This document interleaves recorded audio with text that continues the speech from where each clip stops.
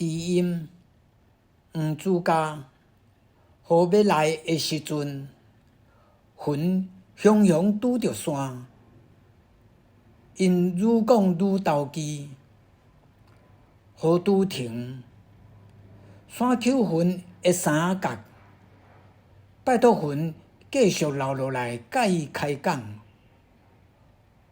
云摇头讲：“我天生就自由自在，